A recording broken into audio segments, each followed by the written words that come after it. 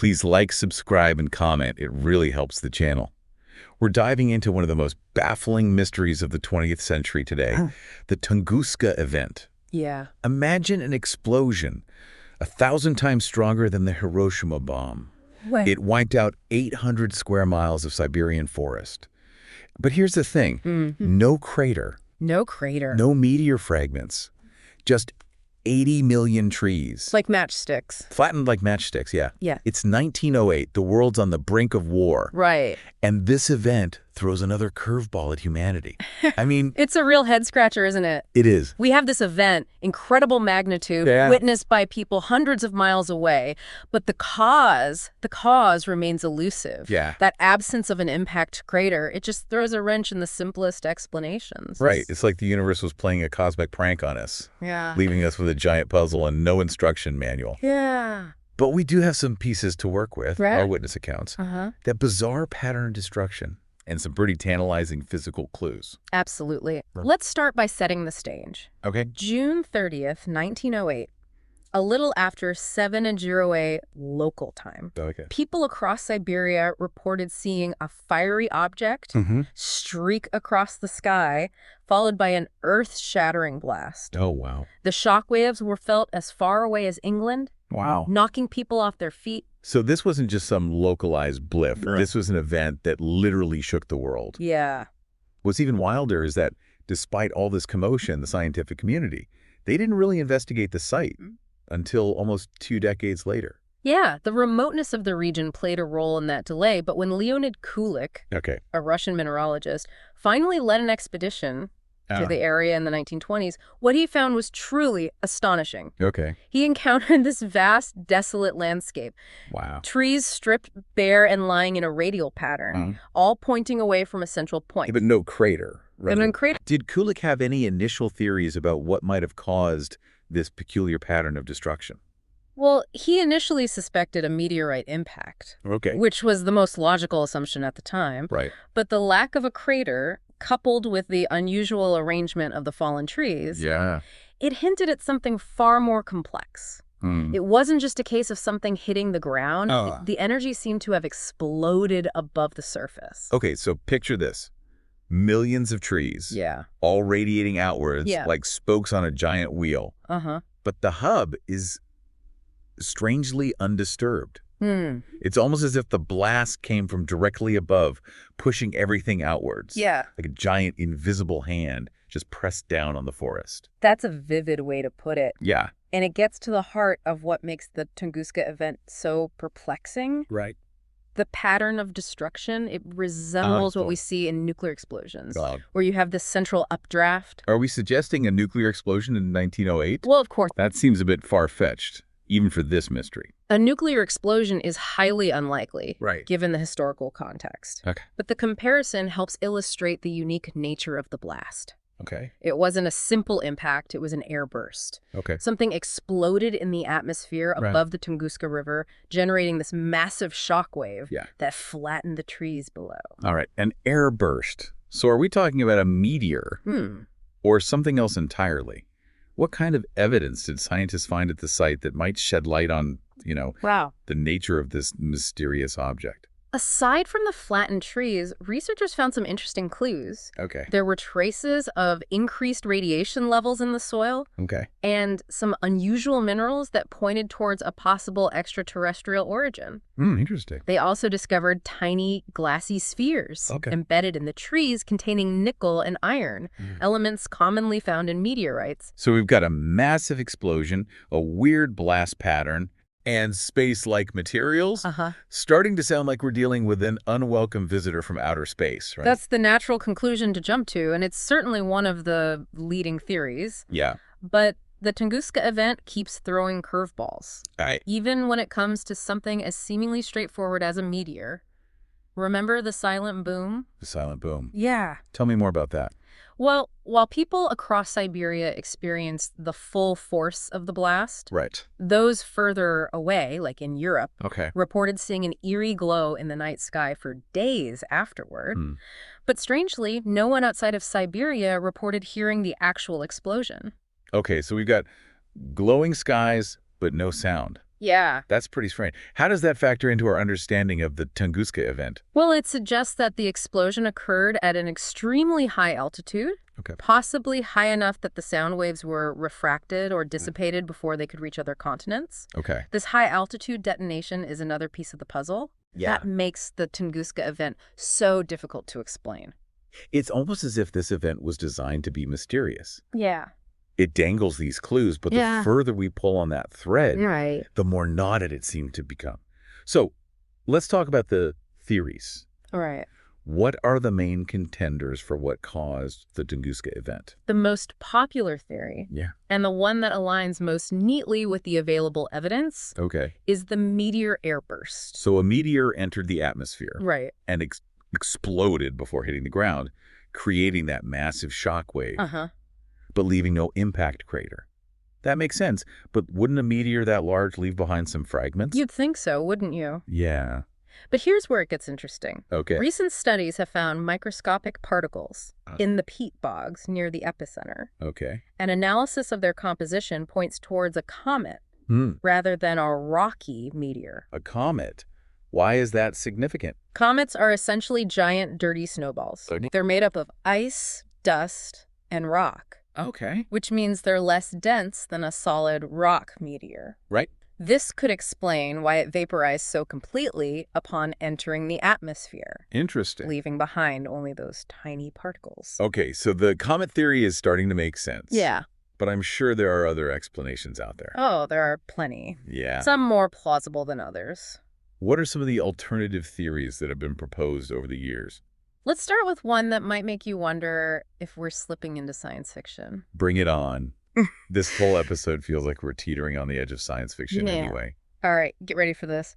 Some scientists have proposed that the Tunguska event could have been caused by a miniature black hole colliding with Earth. A black hole? Yeah. Like a tiny cosmic vacuum cleaner? Yeah. Sucking up Siberian forests? That's the idea. Seriously? It sounds outlandish. It does. But the idea is that this microscopic black hole would have passed straight through the Earth, causing minimal damage at the entry point, but creating a shockwave as it exited on the other side. Okay, I'm all for exploring wild ideas.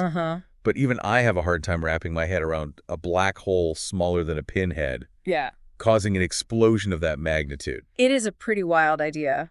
What about other, less cosmic, but still out there theories? Well, if we're talking about unlikely events, there's the antimatter hypothesis. Okay. The idea is that a chunk of antimatter, the mirror image of normal matter, so it's like something straight out of Star Trek. Right. Okay. Collided with Earth, resulting in a massive annihilation of energy. Right. The problem with both the black hole and antimatter theories is that they don't explain the lack of seismic activity on the opposite side of the Earth, which you would expect from such events. Right.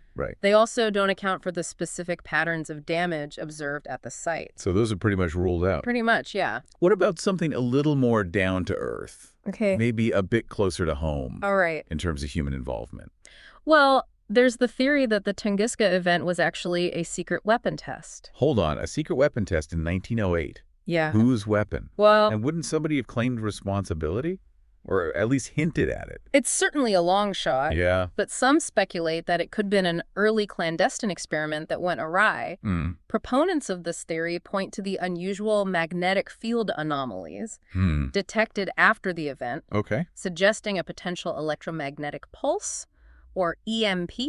Magnetic anomalies. So we're venturing into the realm of conspiracy theories now. Well, it's more of a fringe theory, but it's interesting to consider, given the historical context. Right. Remember, this is just a few years before World War I. Yeah. And global tensions were high. Right. It's not entirely impossible that some clandestine research was taking place. Okay, clandestine experiments, black holes, antimatter. This is getting pretty wild. What about something a bit more, shall we say, extraterrestrial? I'm sure there's an alien theory floating around somewhere. Of course there is. Some believe the Tunguska event was caused by a UFO explosion. or even a deliberate act of energy release by an advanced alien civilization. Right. They point to the strange materials found at the site Right. and local folklore about celestial beings as evidence. Of course. Although that evidence is pretty thin. I'm sensing a theme here. Yeah. Lots of intriguing clues. Yeah.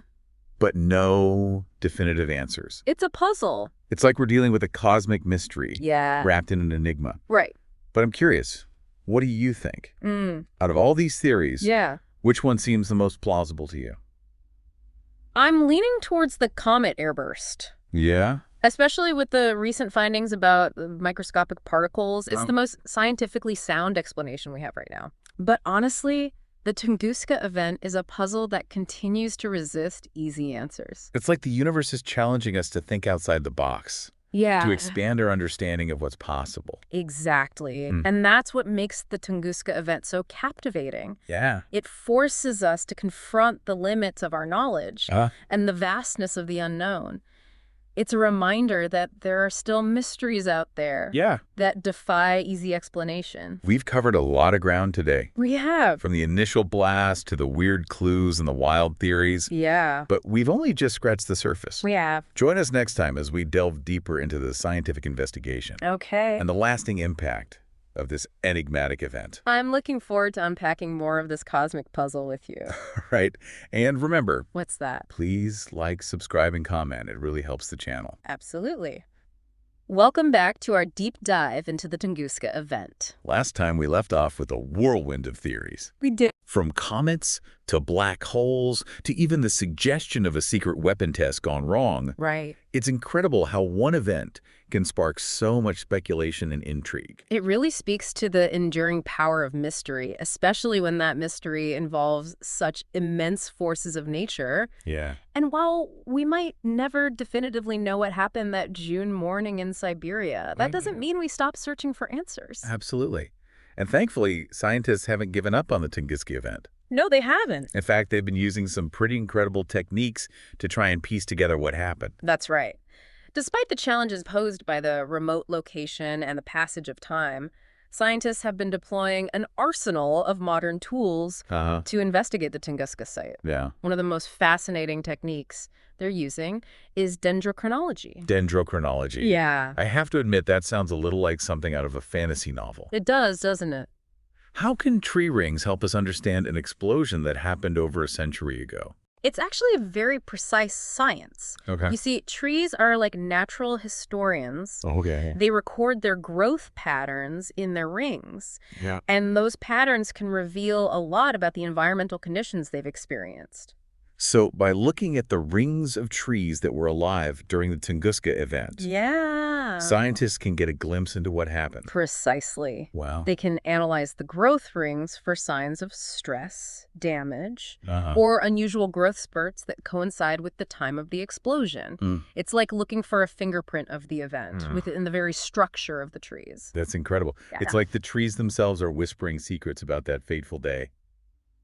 What kind of insights have scientists gleaned from this tree ring analysis? They've been able to reconstruct the blast pattern in more detail, confirming that the energy release was primarily directed downwards, consistent with an airburst. Okay.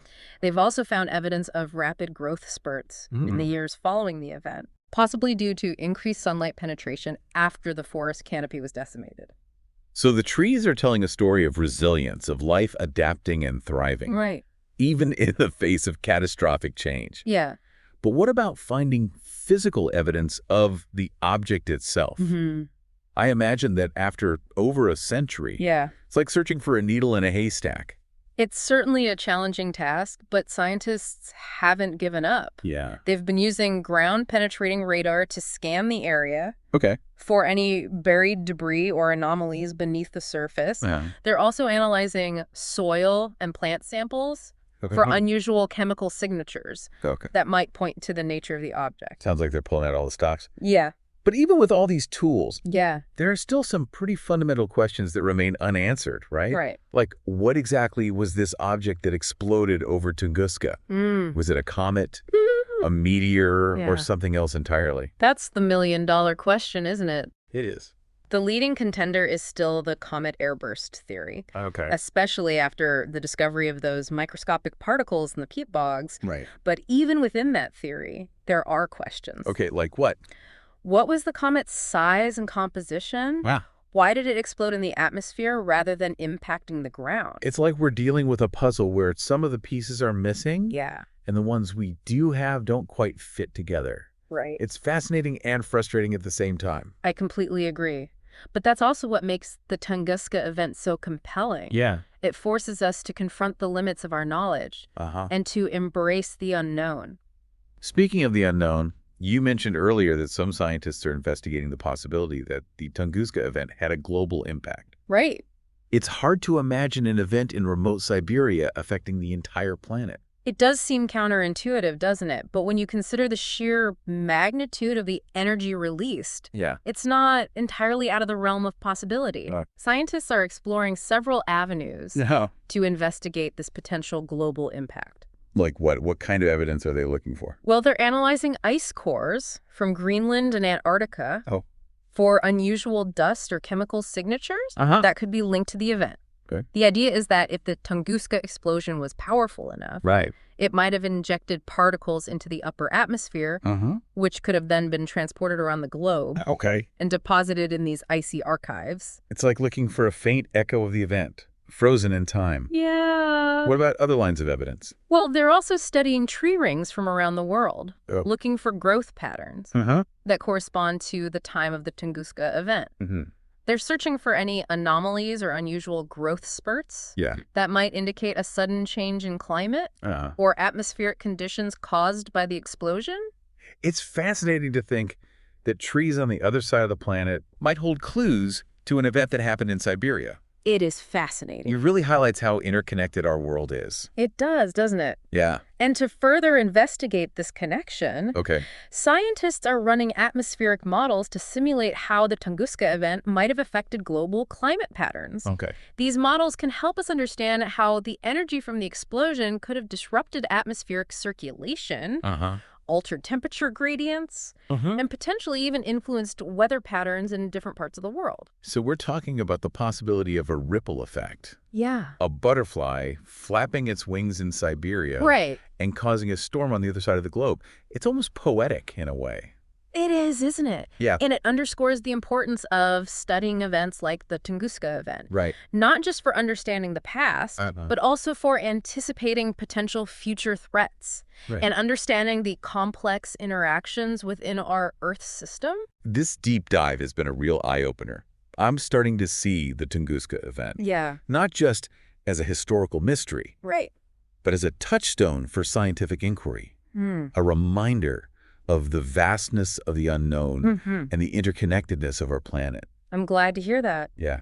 And as we delve deeper into the cultural impact Okay. and the enduring legacy of the Tunguska event, I think you'll find even more reasons to be fascinated by this cosmic enigma. Well, I'm certainly hooked. Join us next time as we wrap up our exploration of the Tunguska event, Okay. pondering its lasting significance and what it tells us about our place in the universe. I look forward to it. Welcome back to the Deep Dive. We've spent the last 2 episodes unpacking the Tunguska event, exploring the blast, the bizarre clues, and the wild theories that have sprung up around it. We've even touched on the idea that this seemingly isolated event in Siberia might have had global repercussions. It's amazing how one event can spark so much curiosity and debate, even after over a century. It's a testament to the enduring power of mystery, isn't it? Especially when that mystery involves forces we still don't fully understand. And the Tunguska event certainly checks all those boxes. It challenges our scientific understanding, ignites our imaginations, and reminds us of how much we still have to learn about the universe and our place in it. Exactly. It's like the universe threw us a curveball and then said, "Figure this one out, humans." But before we wrap up our deep dive, I want to circle back to those lingering questions we've been dancing around. After all this research and discussion, what are the biggest unknowns that still shroud the Tunguska event? Well, the most fundamental question remains, what exactly was the object that exploded over Tunguska?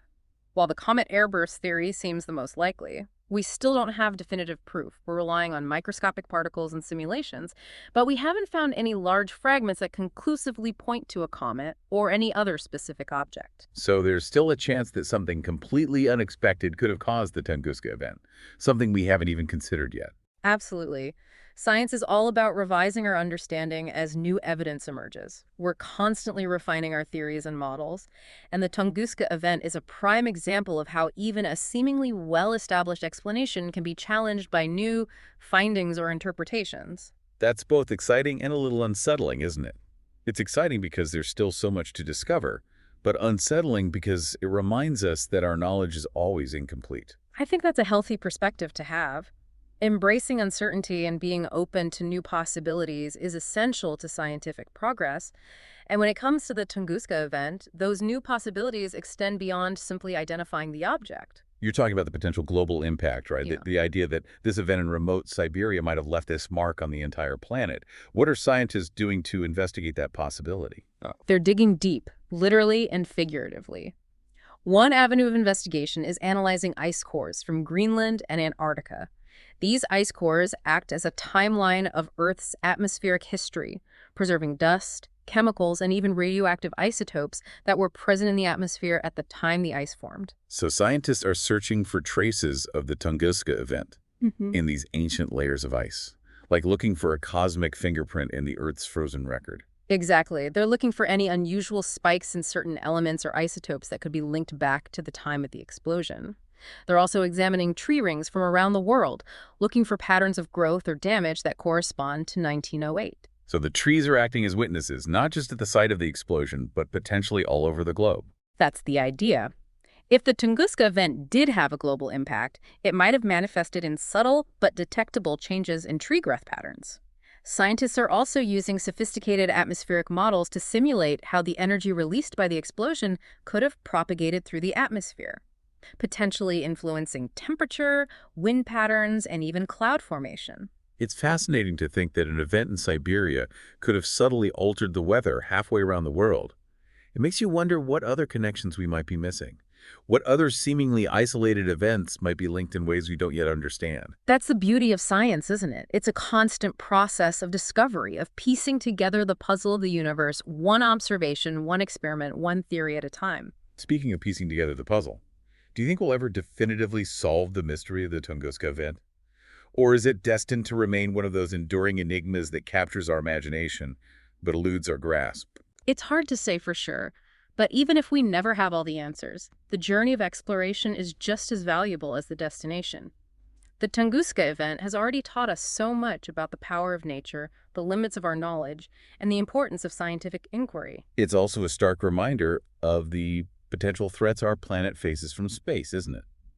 If an object like the one that caused the Tunguska event were to explode over a populated area today, the consequences would be devastating.